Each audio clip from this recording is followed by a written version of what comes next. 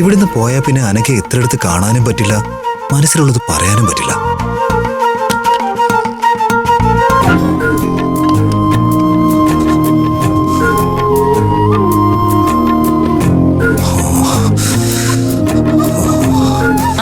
വിവേക് എണീറ്റേ. ഇതെന്താ മൂടി പൊതിച്ച് കിടക്കുന്നത്? അസുഖമൊക്കെ മാറിയല്ലോ, പിന്നെന്താ? മാറിയിട്ടില്ല, വല്ലാത്ത വിറയില്, തലവേദനയുണ്ട്. ഏയ്, അങ്ങനെ വരാൻ വഴിയില്ലല്ലോ. പിന്നെ ഞാനെന്താ എങ്ങനെ പനിക്കുന്നേ? കണ്ടില്ലേ വിറയ്ക്കുന്നത്? നാളെ ഡിസ്ചാർജ് ചെയ്തോളാൻ പറഞ്ഞതാ ഡോക്ടർ.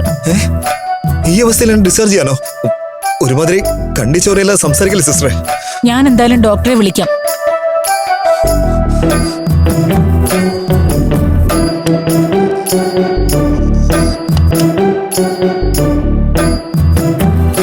ഡോക്ടർ തന്ന മരുന്നൊക്കെ കഴിച്ചു നോക്കി, ഒരു രക്ഷയില്ല.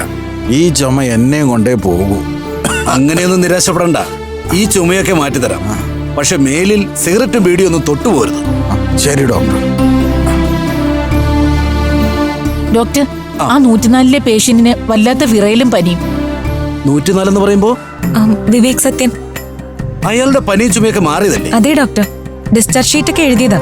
പിന്നെന്താ സംഭവിച്ചത്? അതറിയില്ല ഡോക്ടർ, നല്ല തലവേദനയുണ്ടെന്ന് പറയുന്നു.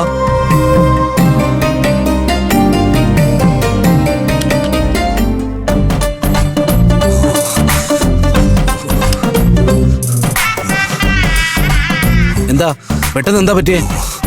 അറിയില്ല ഡോക്ടറെ, പെട്ടെന്നൊരു വിറയില് പനി, തലയ്ക്കാണെങ്കിൽ നല്ല വേദന, എന്തോ കുഴപ്പമുണ്ട്. അങ്ങനെ വരാൻ യാതൊരു സാധ്യതയും ഇല്ലല്ലോ. എനിക്ക് അറിയില്ല ഡോക്ടറെ, പെട്ടെന്നാ ശരീരമെല്ലാം തളർന്നത്. എഴുന്നേക്കുമ്പോ കാലിടറുക, വേച്ച് വേച്ചങ്ങ് പോവുക. റിലാക്സ്, ഒന്ന് കിടക്കൂ, നമുക്ക് നോക്കാം.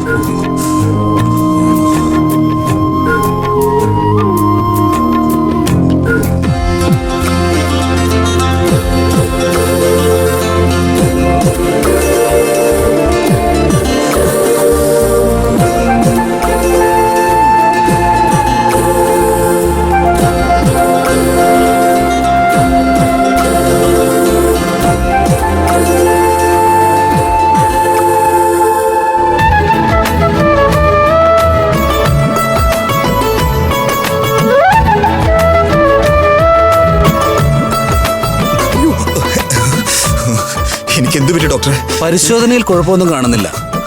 പിന്നെ എന്താ സംഭവിച്ചതെന്നാ ഞാൻ ആലോചിക്കുന്നു. ശരിക്കും ഉള്ളില് കിടുകിടാന്ന് വിറയ്ക്കുന്നുണ്ട്, നല്ല തലവേദനയുണ്ട്. ഇതത്ര കാര്യമാക്കണമെന്നില്ല ഡോക്ടറെ, ചിലപ്പോ അസുഖത്തെ ഭയപ്പെടുന്നുണ്ടാവും. അയ്യോ അല്ല, പനി പോയിട്ടില്ല ഡോക്ടറെ, ദേ വിറച്ചുകൊണ്ടേ ഇരിക്കുക. ഡിസ്ചാർജ് ഷീറ്റ് എഴുതിയിട്ടുണ്ട് ഡോക്ടർ, ഇനി വീട്ടിൽ ചെന്ന് റെസ്റ്റ് എടുത്താൽ മതിയാവും അല്ലേ ഡോക്ടർ? വേണ്ട, ഡിസ്ചാർജ് ക്യാൻസൽ ചെയ്തേക്കൂ. തലവേദന ഉണ്ടെന്നല്ലേ പറഞ്ഞത്? നമുക്കൊന്ന് സ്കാൻ ചെയ്ത് നോക്കാം. റിസൾട്ട് വരട്ടെ, നോക്കിയിട്ട് ഡിസ്ചാർജ് ചെയ്യാം. ആ സിസ്റ്റർ, സ്കാനിങ് എഴുതിത്തരാം, വരൂ.